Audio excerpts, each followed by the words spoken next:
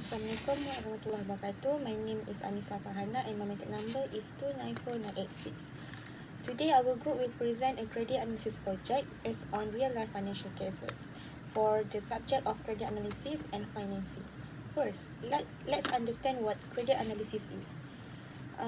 It's a process used by banks and financial institutions to evaluate whether an individual can repay their loan or not. This involves looking at the income, expenses, debt, and financial behavior.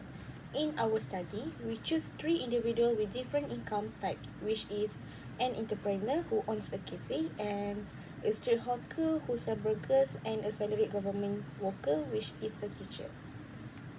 This allows us to compare how income sources and financial habits affect their chances of getting financing. The aim is not just to understand theory but to apply it practically using actual data from real people. Next is about objective of these studies or project. Our project has several main objectives. The first one is we want to evaluate the creditworthiness of the 3 individuals by looking at their financial data such as income, expenses, assets, and liabilities. Second, we aim to understand how their financial behavior affect their credit score and their ability to qualify for a loan. Third, we apply credit analysis tools like the 5 C's of credit, debt to income, or we call it as DTI ratio, and return on asset to assess their financial strength. Finally, we also want to compare and identify which of these individuals is most suitable to receive financing based on both qualitative and quantitative analysis. This project also includes service learning or SL activities. The purpose of these activities is to give real exposure to how people in different income groups manage credit and finances. For entrepreneurs, SL helps them to understand how to separate personal and business finances, read credit reports, and improve their credit score. And for the street hawkers, we focus on basic financial literacy such as budgeting, saving, and getting access to microloans. And for the last one is salaried workers, which is teacher. We teach how to manage large debt like house or car loans.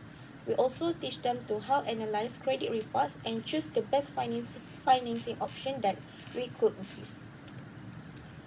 For the method that we use to succeed the project is we use interview, case simulation, and real-life example to make the activities and engaging and informative. As for the impact and benefit of SL activities, through these SL activities, each group gain valuable knowledge and practical skills. They learn how to read credit reports, calculate their own debt-to-income ratio, and choose suitable loans based on their income and responsibility.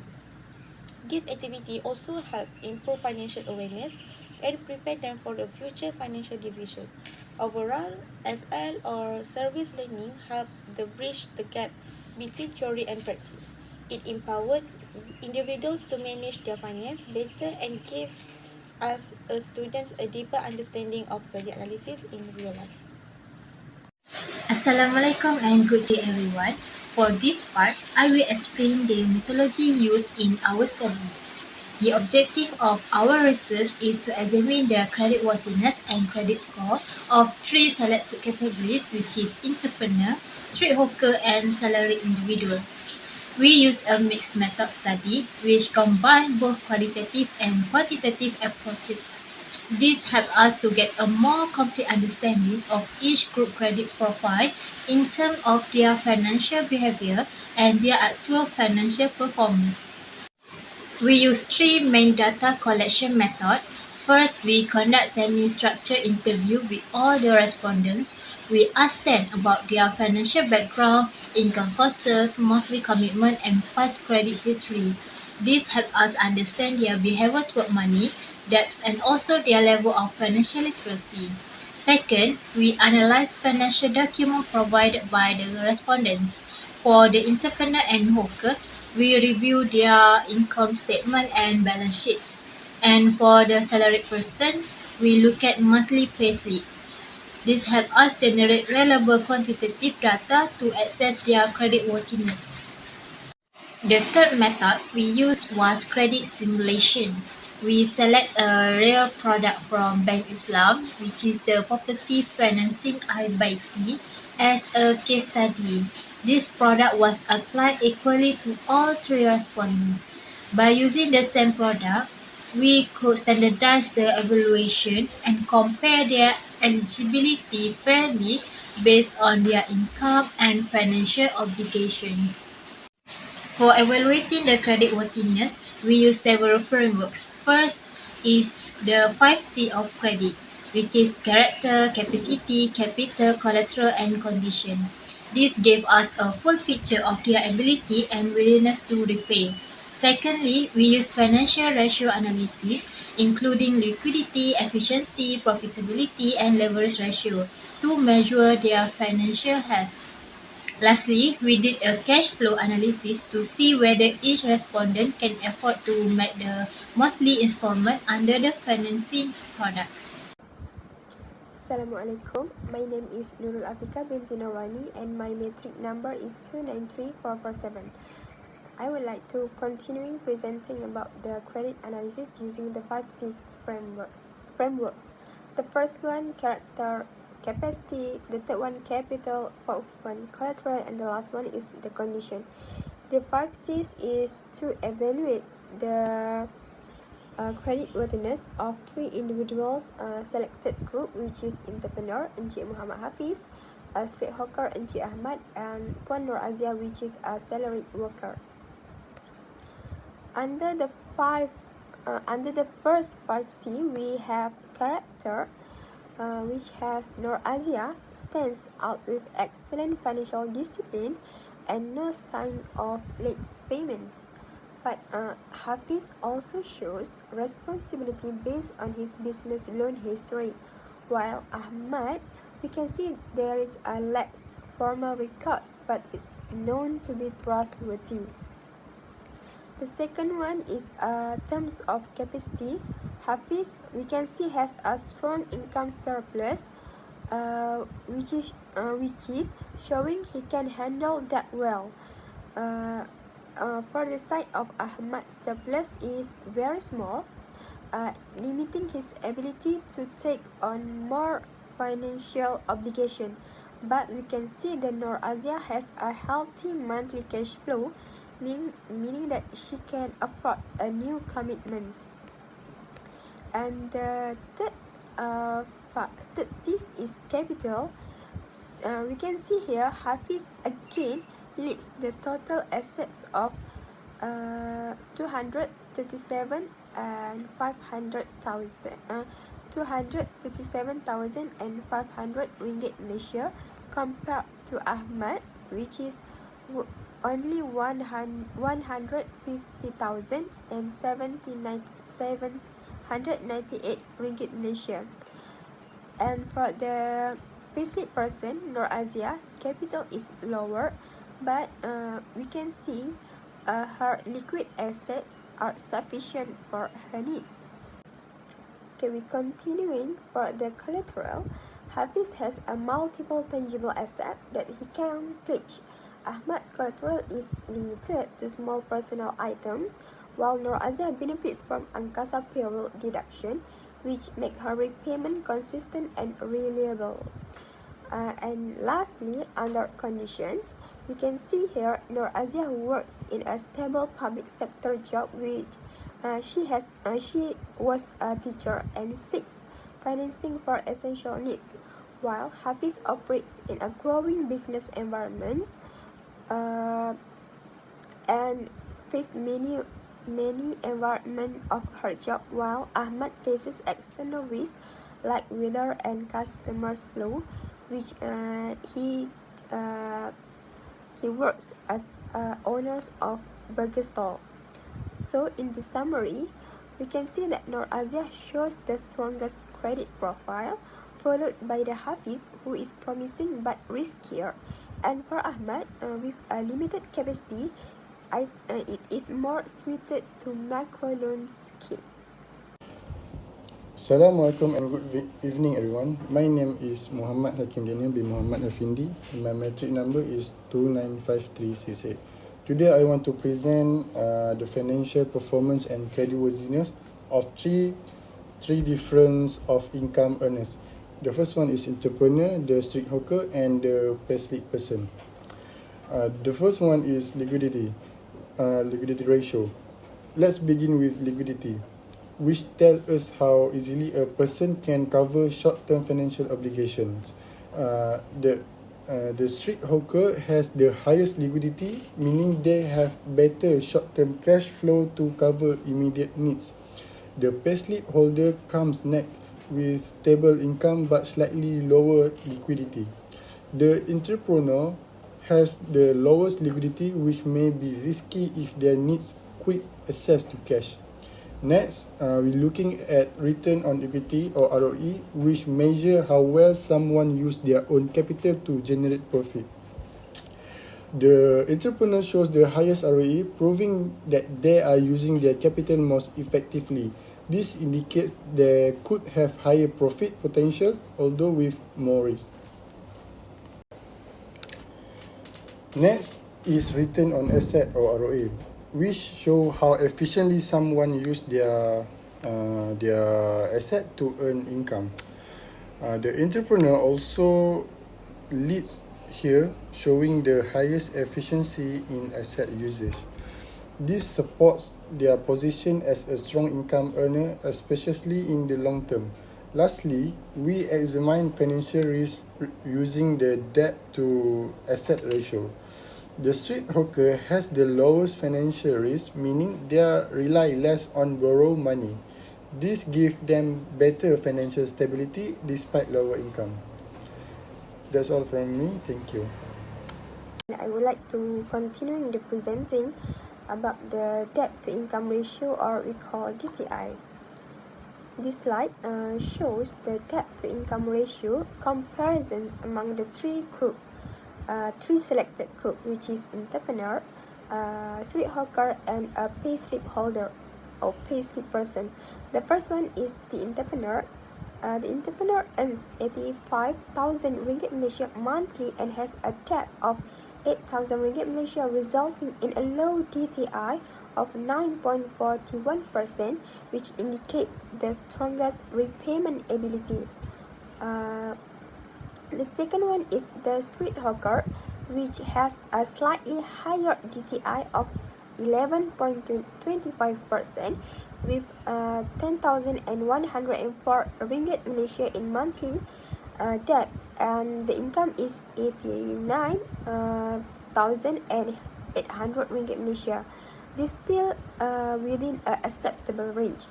Meanwhile, the payslip holders has the highest DTI at 26.88%, showing that over a quarter of her income goes to debt repayment.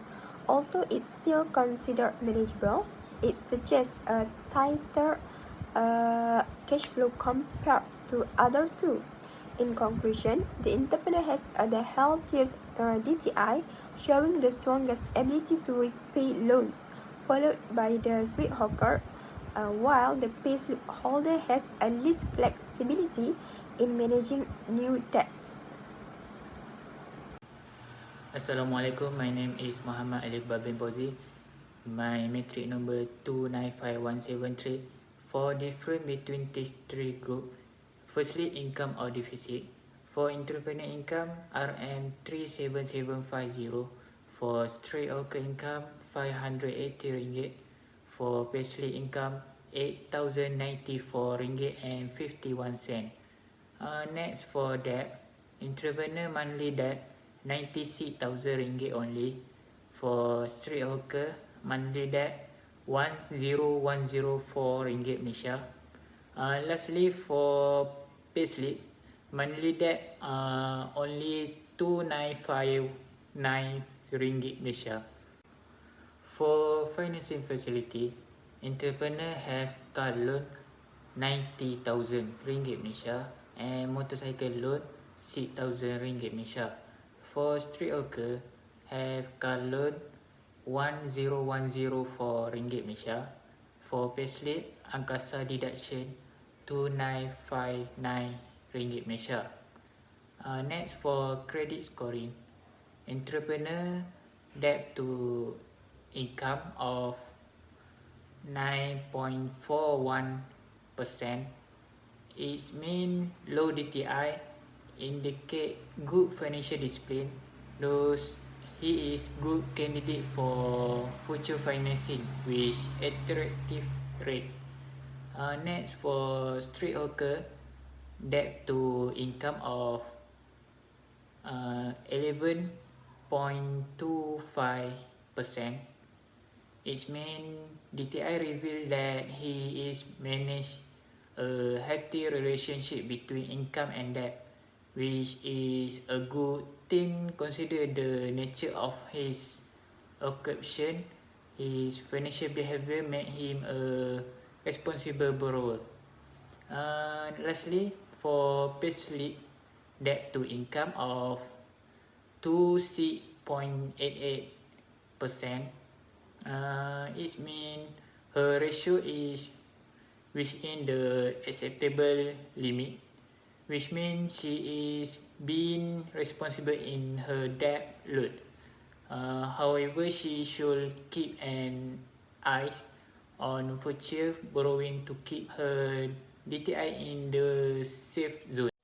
In today's fast-changing financial world, it's very important for both lender and borrower to have strong credit analysis and financing practice. So, here are a few ideas we believe could improve the current system. Our first suggestion is to improve financial literacy, especially among street vendors and small business owners. Most of them may not fully understand credit score, the importance of saving, or how to apply for loan. Because of this, they may face difficulties when dealing with financial institutions. We suggest that banks or other agencies organize workshops or training programs. These programs should explain how loan works and what borrower needs to know to become creditworthy. Next, we recommend the use of technology in credit assessment. Financial institutions can use credit analysis software to automate the process. This makes credit evaluation faster, more accurate, and reduce human error. With better system in place, lender can make better decisions and reduce the risk of default over time. Another good practice is to conduct regular financial checkups for borrowers. By checking their customers' financial status from time to time, banks can detect early warning signs of financial trouble. They can also provide advice and help customers improve their credit profile. This not only helps customers but also builds stronger relationship between banks and their clients. To conclude, these suggestions improve financial literacy using technology and doing regular checkups can make a big difference. They will help banks improve their credit assessment at the same time help individuals and business achieve their financial goal. As the financial industry continue to evolve, lender needs to be flexible and innovative so that they can meet their customers' needs and promote a healthy borrowing culture. That's all from me. Thank you. The last part of our presentation is a conclusion. Here, I can conclude that the credit analysis process based on 5C, which is character, capacity, capital, collateral, and condition, plays a huge vital role in determining a borrower's creditworthiness. This comprehensive evaluation allows lenders to better understand a borrower's financial stability, trustworthiness, and overall ability to manage financial obligation. For example, we can see Encik Muhammad Hafiz is the most eligible candidate due to his stable income, strong financial habits, and substantial collateral. In comparison, Ahmad and Nur Azhar demonstrate varying level of financial strength and risk. Overall, I can conclude that this analysis helps lenders to make informed decisions while minimizing the risk of loan default.